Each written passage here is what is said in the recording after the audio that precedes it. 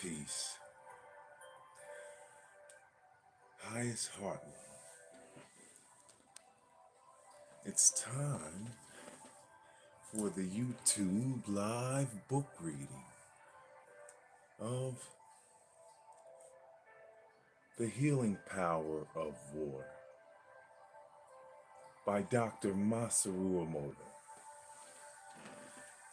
I'm your moderator and narrator, Uriel NEVEU.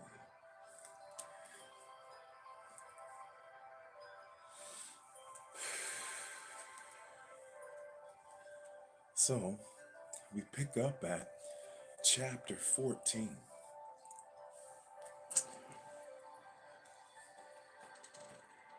Peace, everyone. welcome. Welcome on.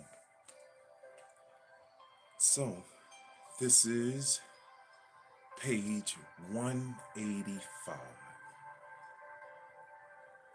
The Spirit of Water in the World of Shamanism. Jose Luis Stevens, PhD.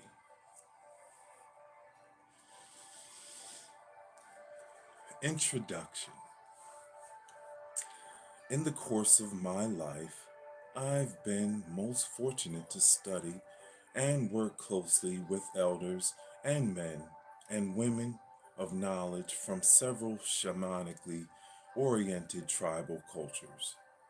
I've witnessed extraordinary healings and methods of communicating with the elements that radically challenge my university bred beliefs about the nature of reality and gave me insight into the possibilities that I'd been trained to screen out my traditional Western education.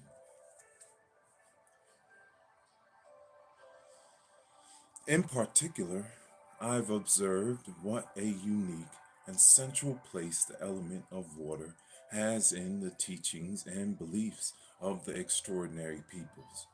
In this article, I'll focus on three tribes with a shamanic base from diverse locations in the world, yet ones that will well represent the universal shamanic understandings about the nature of water and its properties. First, I'll present a simple introduction to shamanism and then a description of the Shipibo culture from the Peruvian Amazon and the centrality of water in their world.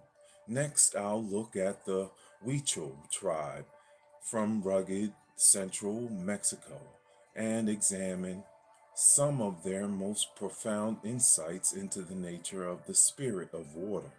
Finally, I'll compare this with how the Tuvan people from Mongolia understand and relate to water in their traditional shamanic culture.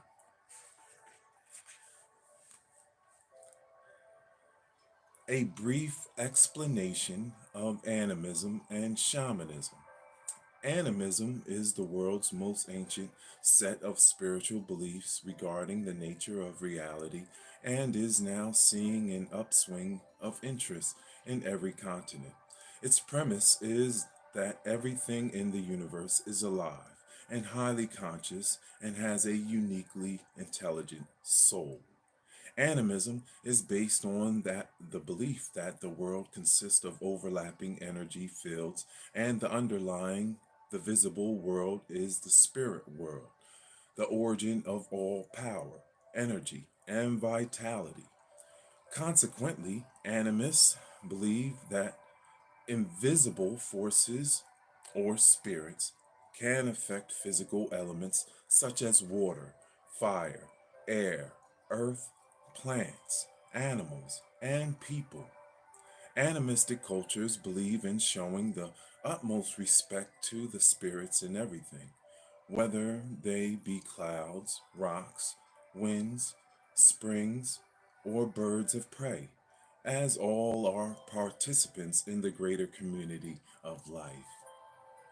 While animism refers to the beliefs of the members of the tribe or community at large, shamanism is a specialty developed within the society by certain individuals.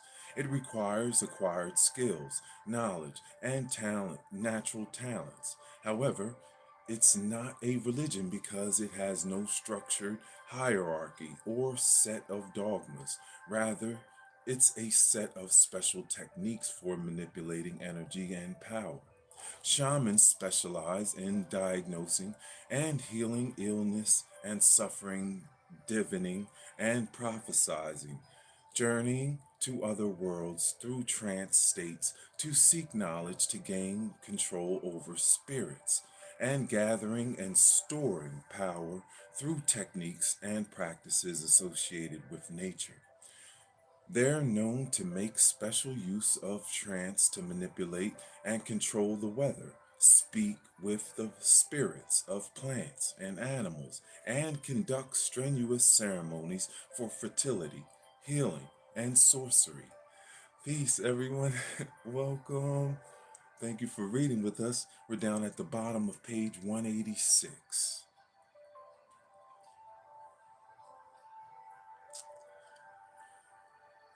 Without the ancient practice of shamanism, it's unlikely that humans would have survived prehistoric times, as it includes many practical techniques designed to solve everyday problems and to aid survival in the world's harshest environments. The word shaman comes from the language of the Tungus people in Siberia and was initially used by anthropologists to describe the unique practices and experiences of shamans in that culture. Today, the term has grown in popular usage to include similar customs in cultures all over the world. Thank you for reading with us. We're at the top of page 187 of The Healing Power of Water. Thank you, guys. The practice of shamanism is remarkably similar from continent to continent, even though in many cases there has been little or no contact between the shamans of the Amazon, the Andes, the steppes of Asia, Africa, Australia, Europe, Polynesia, and all of North America. Shamans from all over the planet say that this similarity is a result of their cross cultural use of deep trance to access the Access Mundi, the universal tree of life, an invisible highway leading to all locations in the world. Common to all shamanistic cultures and peoples is the central importance of the spirit water, for without it, there would be no plants and animals, and it's from these that shamans learn some of their most cherished secrets. It's through their alliance with these totems that they gather much and of their power to create, manipulate, and thus control reality. The relationship of the Shibibo to water. The Kanibo Shipibo are the combined tribe of approximately 30,000 people living in the Peruvian Amazon around the uh, Ucayali River system, one of the two main sources of the Amazon. Theirs is truly a world of water, and from it they derive the primary food, staples, the fish, and many of the plants they rely on for survival. Their lifestyle and beliefs are typical of many of the varied tribes in the Amazon region.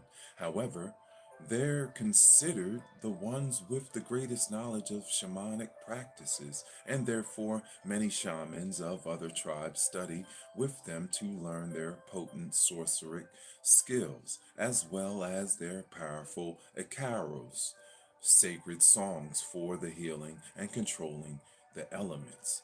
For the last 15 years, my wife, Lena, and I have been traveling to the jungle homeland to study and train with the Shabibo elders Doña Juana and Don Carlos and Don Nico. And from them and their families, we've gained some understanding of the importance of water in their cosmology and how they interact with it in ceremony and healing. Peace, everyone. Welcome. Shifting pages, top of page 188. Peace, peace. According to them, the Shipibo, for short, a shamanically based culture, believed that Roni, the giant anaconda, created the world using the pattern on its back to manifest the patterns in all the forms of reality, including the human body, the land, the sky, the waters, and all the plants and animals. Roni makes its home in the rivers of the Amazon, the lifeblood and transportation system for all jungle tribes in this region of the world. The Shipibo are most grateful to Roni for providing this grand pattern landscape, and thus they focus on discerning the energetic designs in everything around them through the traditional use of the ayahuasca, a mixture of plants that, when cooked and taken in ceremony, produces powerful insights and visions regarding the vibrating subatomic structures of the elements, the plants, and the animals for thousands of years. Through their ancestral use of the ayahuasca, they've seen and learned the intricate patterns and the songs woven into every aspect of life.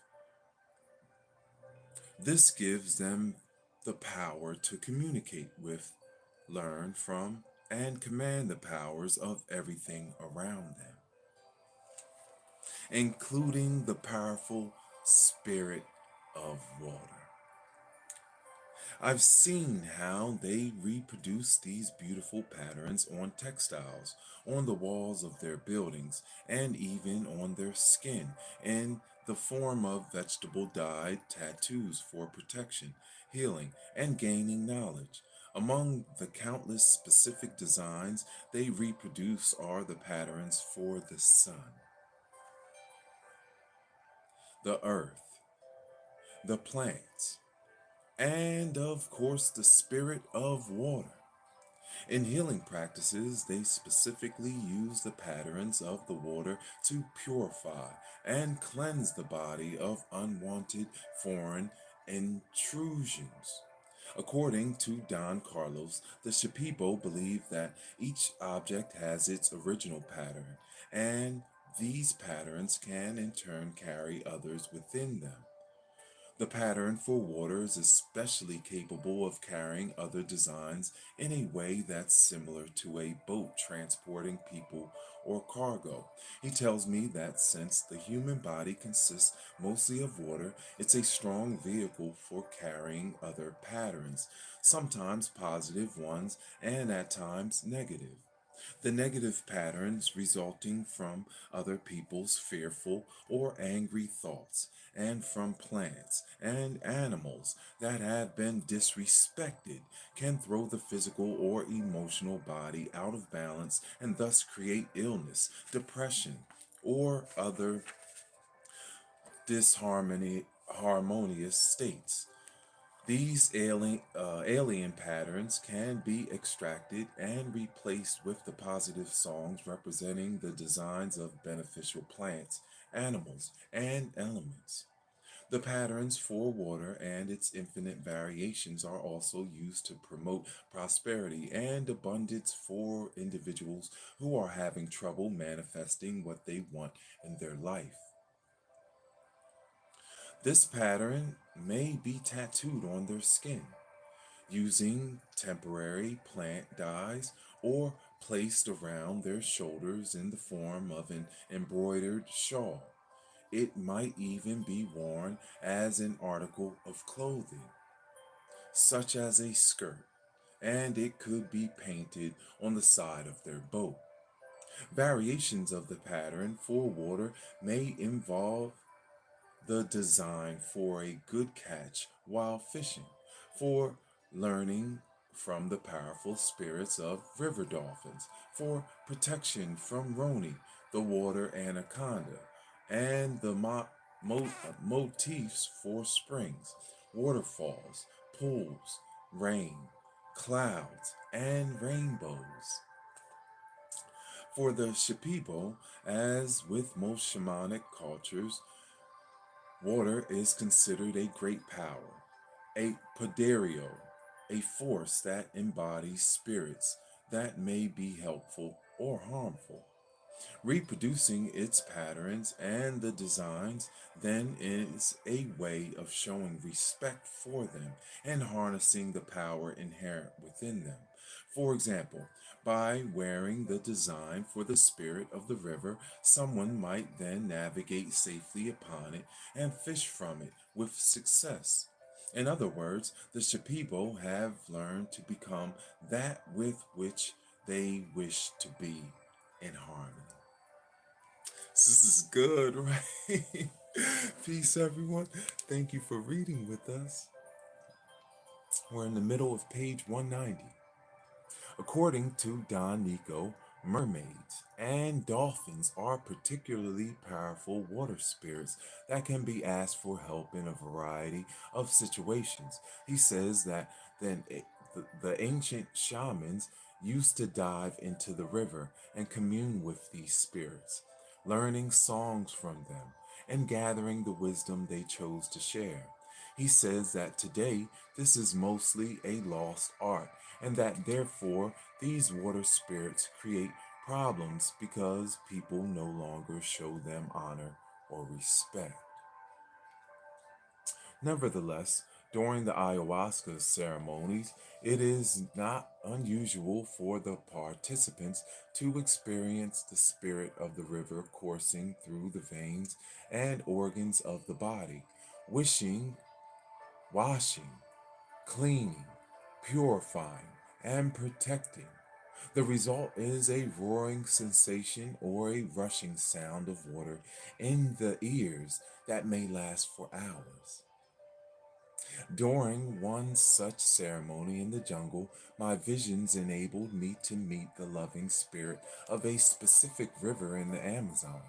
It told me that we had met very long ago and that it had been my totem many times before.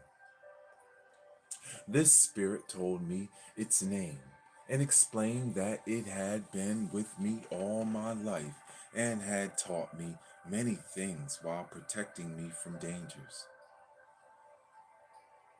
I suddenly recalled the many years I had been a river rafter, safely navigating the rapids in the Grand Canyon and many difficult rivers in California, Colorado, Idaho, and Alaska. I recalled a song that I'd spontaneously begun to sing about the river being my friend during a rafting trip down the Salmon River in Idaho many years prior. This brought tears to my eyes, and I realized that this river spirit was indeed my old friend, and that I owed it respect for its protection and assistance. That the river spirit told me that I could call upon it anytime by experiencing it coursing through my body, and it would help me in any way it could as long as I told it what I wanted. On another occasion, I went for a walk in the jungle with a friend. We found a big pool with a waterfall pouring into it, and we both stood underneath the falls. I briefly, but he for a long while. Later that day, he wasn't feeling too well. That night in ceremony, I overheard the ayahuasquero shaman conducting the ceremony explain to my friend that he'd stood under a waterfall for too long and had taken on too much of its spirit, and that's why he was feeling sick. The shaman explained that the spirit was benevolent, but that my friend had simply absorbed an excess of it in his body. He performed an extraction, sucking out the excess of the pattern for that water spirit, and my friend's health was restored. I was truly amazed that the shaman had been able to detect exactly what had happened, given that we hadn't told him about the incident. This is so good. Thank you so much. Peace for reading with us. Highest heart love. During healing ceremonies, I've witnessed Doña Juana and many of her fellow Shipibo healers filling small basins with a little bit of water, which they then cast extractions into, often by spitting or vomiting foreign objects into the bowl. They then visually study the extractions floating in the water in order to diagnose the problem. Afterward, they toss the water away. They see the water as a great cleanser and purifier, and never is a healing ceremony conducted without its benevolent presence. On numerous occasions, I've seen the Shipibo healers sing Ikarios,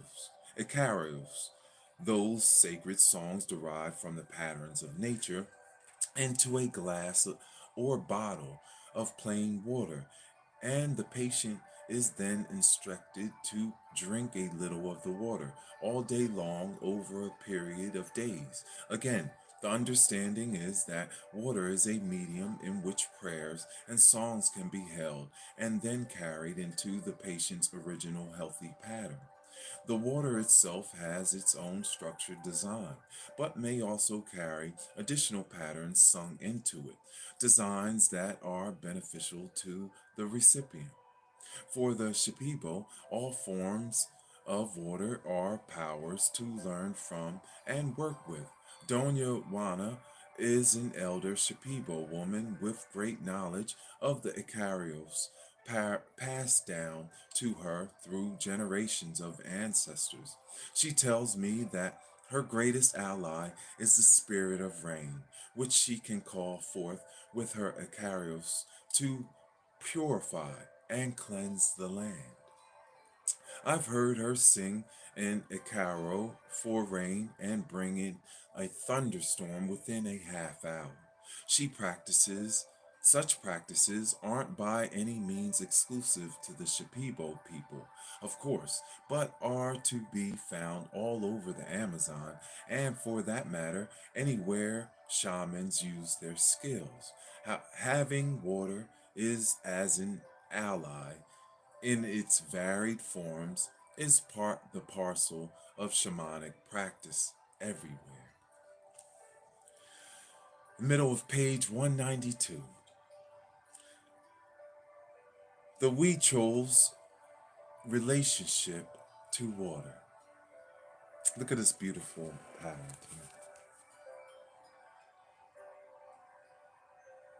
We are reading from The Healing Power of Water by Dr. Masaru Emoto. We're at chapter 14. It's beautiful. The Huichol's relationship to water.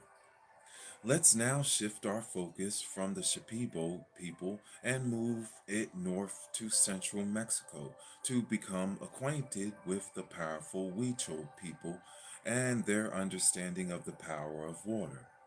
The Huichols live in the states of Jalisco and Nayarit in a harsh mountain range stretching from the interior of Mexico to the Pacific Ocean. Numbering about 20,000, they are one of two tribes in Mexico who've managed to preserve their original culture from destruction at the hands of the Spanish invasion. They have strong shamanic roots with a rich tradition of collecting peyote, which they ingest during multiple day and night ceremonies and rituals. The Huichols, like all shamanic cultures, honor the spirits of nature and call upon them during healing and fertility ceremonies. Fundamental to their cosmology is the Pacific Ocean, one of their primary poderios, the great powers they work with. They call the spirit of the sea Tati Haramara, Tati for our mother goddess, and Haramara for sea.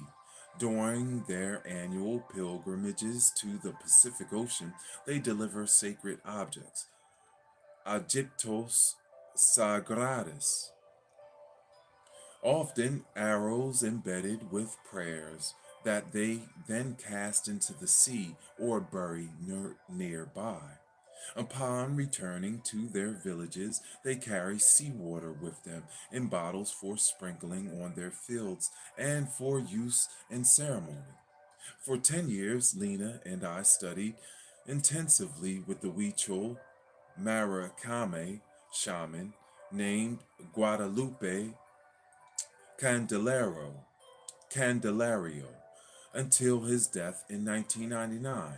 Over the course of that time, we participated in numerous ceremonies and learned a great deal about the importance of water in the Huichol culture.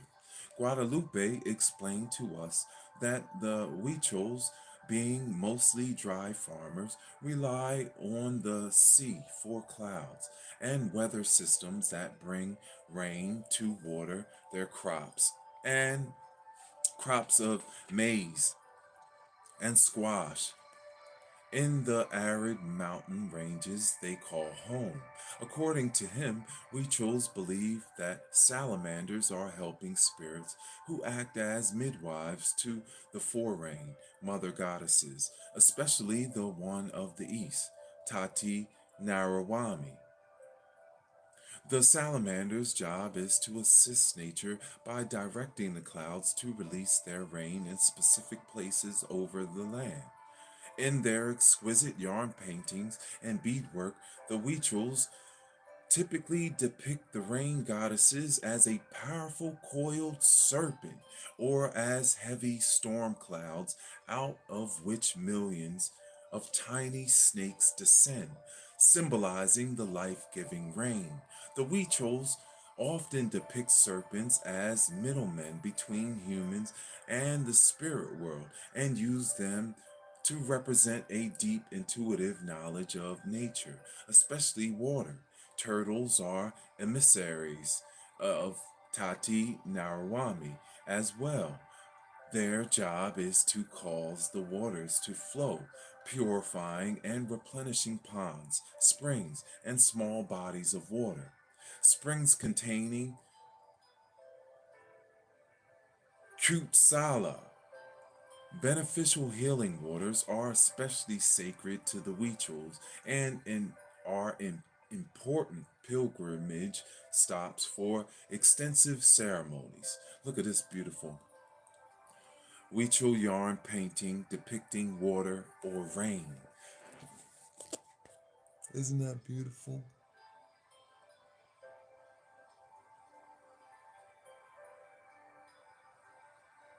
The healing power of water. Beautiful, right? We're now at the top of page 195.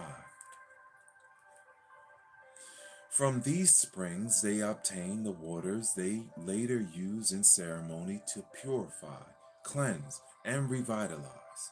One of their most sacred springs, Tati Matineri, Matineri, where our mother is, lies en route to the sacred peyote fields of central Mexico, a destination all Huichols strive to reach during their lifetime.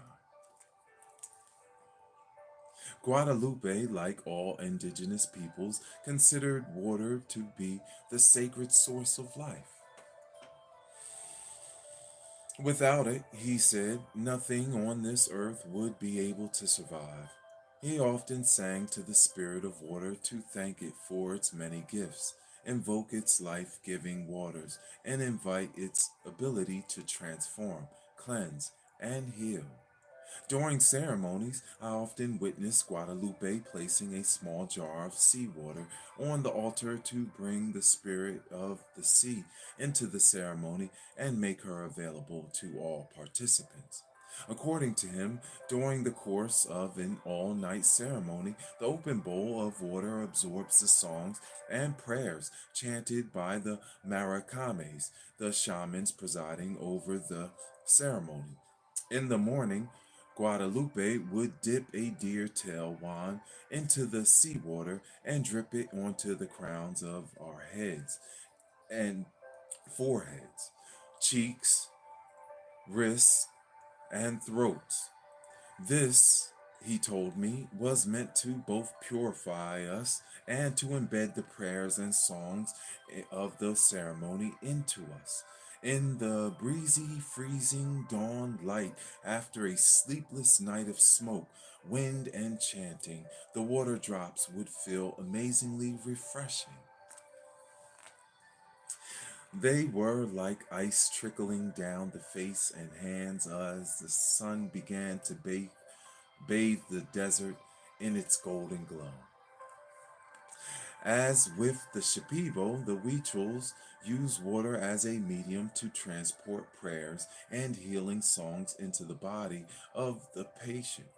I've seen Guadalupe pass eagle and hawk feathers over a Hayarame, an open bottle of water, then sing into it and instruct the patient to drink it as a remedy throughout the day or over a period of days. He told us that water is friendly to people and supports the transfer of prayers, intentions, and healing energies from other allies such as the eagle, sun, moon, or stars. Interestingly, oh look, a commercial finally. We've been going. We've been going strong too. Look at this. Page 195. Give thanks. Thank you. Thank you. Thank you for the peace, right? Take a breath. Divine rising.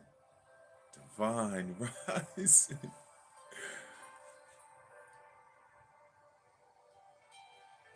He told us that water is friendly to the people and supports the transfer of prayers, intentions, and healing energies from other allies, such as the eagle, sun, moon, or stars. Interestingly, other Huichols can tell the difference between plain, unconstructed water and water into which prayers have been introduced.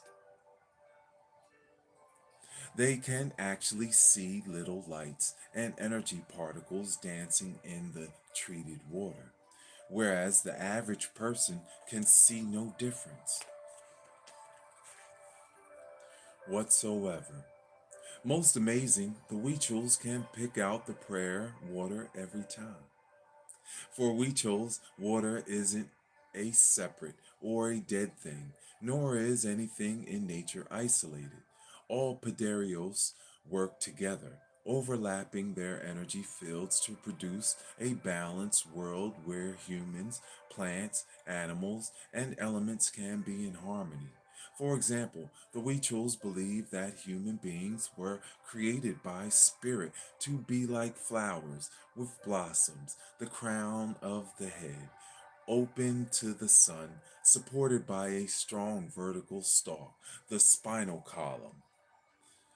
This beautiful flower is, of course, kept alive by an ample supply of water, as all plants are.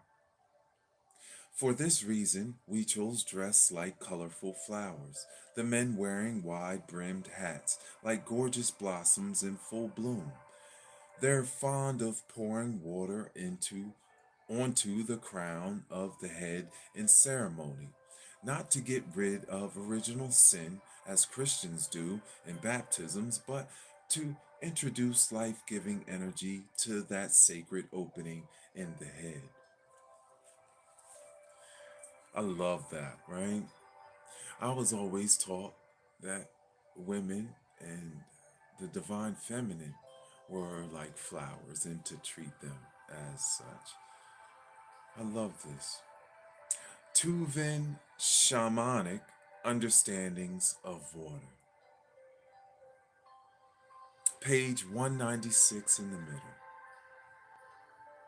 Now we shift our focus all the way around the world to the Mongolia in the northern Asian steppes, where many groups, including the Tuvans, the Buryat, the Hamanigan, the Darkhad, the Tatsin, the Hotgoit, the Urinhai, and the Hal practice the ancient tradition of shamanism.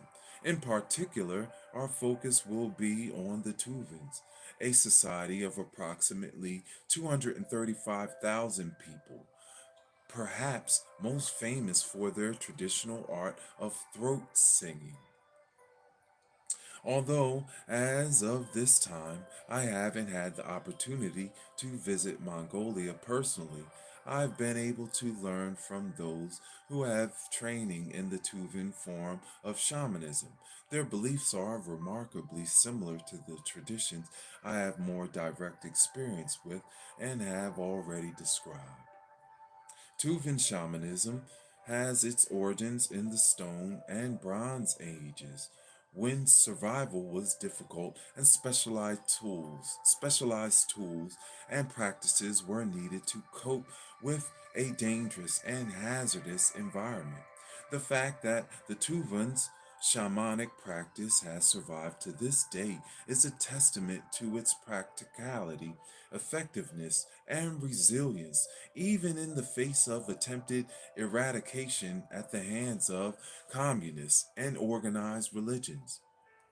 The Buddhist religion, however, didn't attempt to eliminate it, but rather accommodated it in its practices and beliefs. Buddhism continues to be practiced alongside shamanism to this day. Early shamans from the region crossed the Bering Strait during the Ice Ages and began their migrations into North, Central, and South America.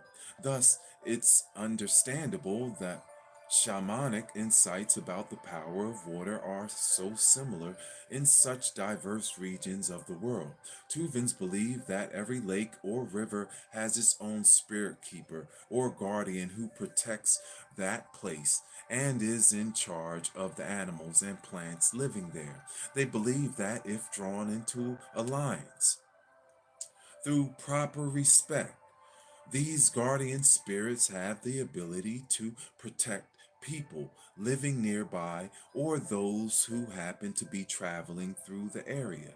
The Tuvans believe that guardian spirits of the waters are able to understand the languages of humans and that by speaking or singing directly to them, one can obtain their protection and goodwill.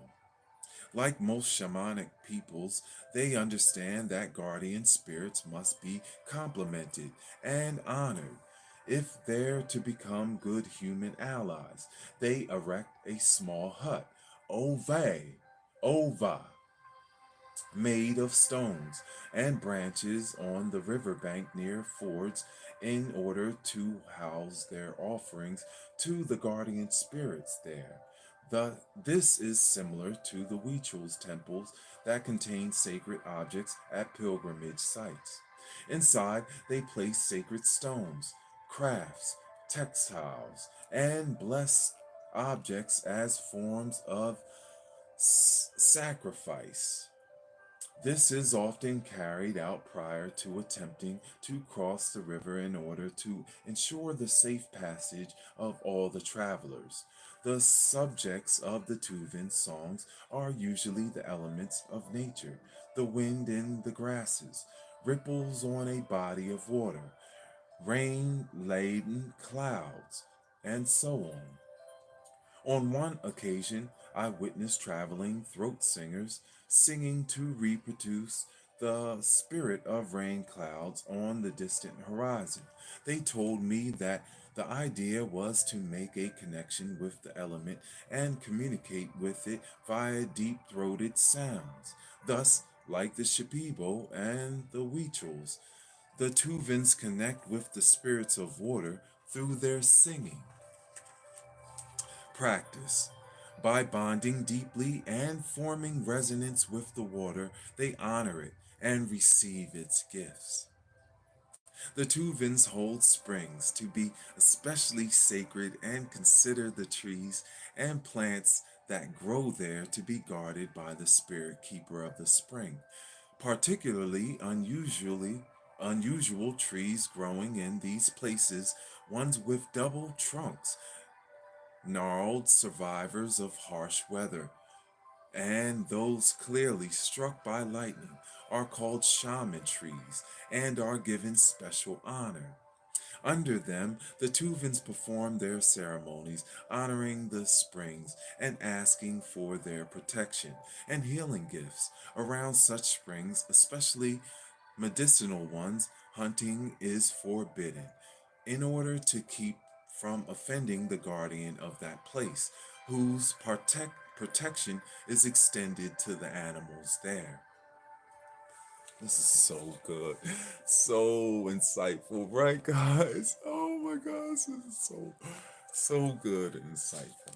All right, we're gonna close up here. We're finishing up.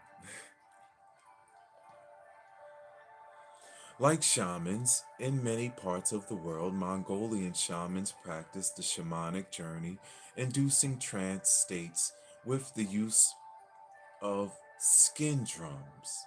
They train for these experiences by stimulating the imagination until it becomes a powerful and useful tool to the imagination to travel with.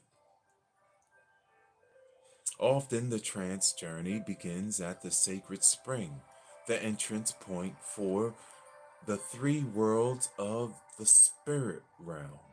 As the drumming begins, the shaman imagines himself entering the water of the spring, meeting with the guardian spirit there, and communicating his intention or destination. The guardian of the waters then accompanies the shaman on an extensive and sometimes perilous path through the underground waterways to a distant landscape where knowledge may be found or power garnered in order to perform healing or a task. Through the use of this technique, the shaman may meet other powerful spirits, do battle with them, retrieve lost souls, or see into the future. The return journey is typically back through the waterways and out of the spring again. Other shamans may use cave entrances or shaman trees as points of entry into the spirit realm, but entering water is a particularly effective method. Guided by a woman trained in Tuvan shamanism, I was able to journey via a spring and the underground waterways to discover the answer to an important question about my health. The guardian of the waters I encountered was a beautiful, tall woman who directed me to the shore of a river, where I was led to a small cave and given guidance about my condition. After offering thanks, I returned to the shore, plunged into the river, and went back through the rapidly flowing channels of underground water to the spring where I began the journey. As a result, my health was restored. Tuvan shamans align themselves with and draw their power from particular spirits and become specialists in those elements. Some are more connected with mountains, while others are focused on the spirit of water, either in the form of a small spring or large bodies of as broad rivers and big lakes. Interestingly, Given my own experience, the spirit of water among the Tuvans is typically feminine and therefore appears to the shamans who work with her as a tall woman with long arms. Sometimes the spirit also appears in the form of a large snake, similar to Roni, the anaconda spirit of the Shipibo. One of the jobs of the Tuvan shaman is to see that bodies of water are protected from pollution by people. Casting waste or garbage into water is seen as disrespectful and may arouse the ire of the water guardian of that place. For Tuvans, as with the Shipibo, the spirits of water can be helpful and protective or may be dangerous if not handled properly.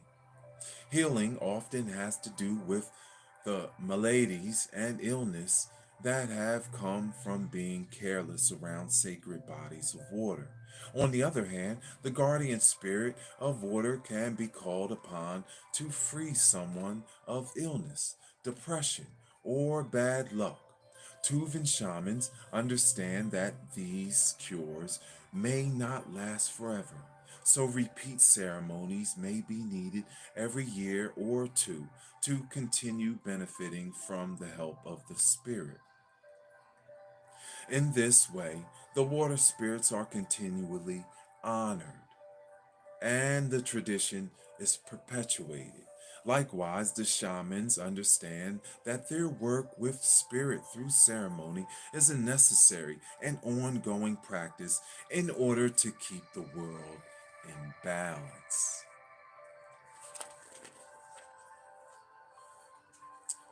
In short, in this short article, I've touched on the deepest understandings of three different cultures regarding the properties of water. Although remote from one another geographically, all three cultures have remarkably similar beliefs about the nature of water. The Shipibo, the Huichols, and the Tuvans all see water as the giver of life, hold water to be sacred, view water as alive and guided by spirits. Understand water to be a vehicle or a medium transport for other energies. Sing to the water to make a deep connection and resonance with her. Use water to heal, purify, and cleanse in ceremony. Form an alliance with water for assistance and power. Make offerings of sacred objects to honor water. Recognize that disrespect toward water can cause negative consequences. And acknowledge that water has a deep structure that reflects patterns in nature. If we were to expand our study to include thousands of other shamanically based tribes in the world, we would discover similar, if not identical, beliefs. Page 200. We've completed chapter 14 of The Healing Power of Water by Dr. Masaru Emoto. Beautiful chapter. The spirit of water in the world of shamanism. I'm your moderator and narrator. Those were the words of Jose Luis Stevens. Thank you for reading with us. Look at this beautiful pattern right here.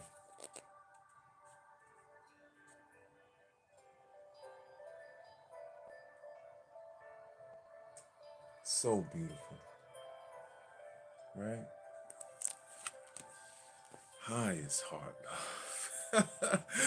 So now we are going into chapter 15, guys. Much love. Happy Friday. Chapter 15 is really beautiful too. Water, lore, and ritual in world mythology. So we'll pick up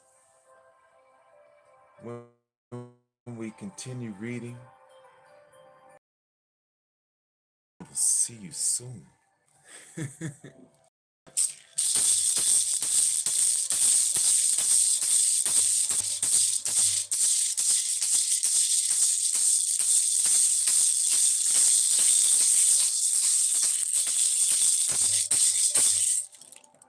Love and honor. I love you all. We're going to keep passing this baton, right? That's why we do this. Y'all, so much love. I want y'all to have a great day. I will talk to y'all soon, okay? Highest heart love. Peace. Y'all so sweet. Peace. Remember to look up, guys. Remember to look up.